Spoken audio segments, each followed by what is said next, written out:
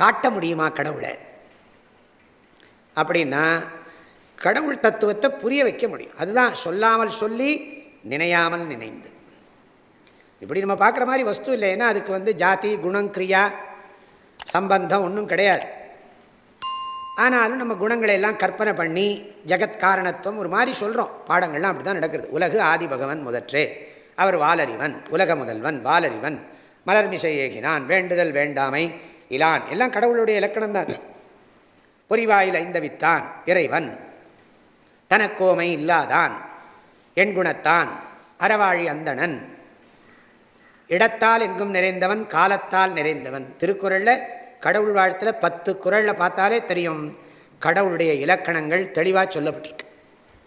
ஆனால் அதில் எல்லாம் என்னென்னா கடவுளை நமக்கு வேறையாகவே நினைக்கிற மாதிரி தான். கடவுளை வேறையாக நினச்சவனுக்குத்தான் கடவுள் நீ ஒன்றும் சொல்லித்தரணும்.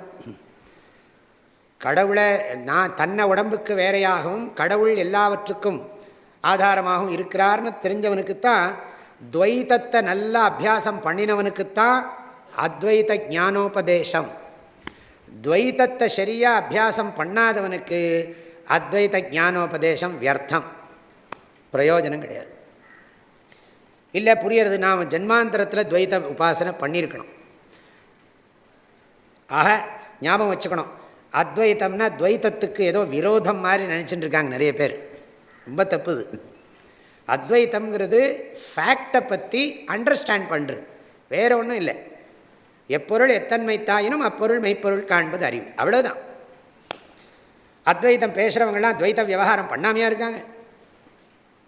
துவைத்த விவகாரம் பண்ணிட்டு தான் சொல்லப்போனால் அத்வைத்தத்தை என்ஜாய் பண்ணுறதுக்கு துவைத்தம் வேணும். துவைத்தம் இல்லாமல் அத்வைத்தத்தை ரசிக்க முடியாது. அத்வைத்தத்தை ரசிக்கிறதுக்கே துவைத்தம் வேணும். சமாதியில் அத்வைத்தமாவது துவைத்தமாவது.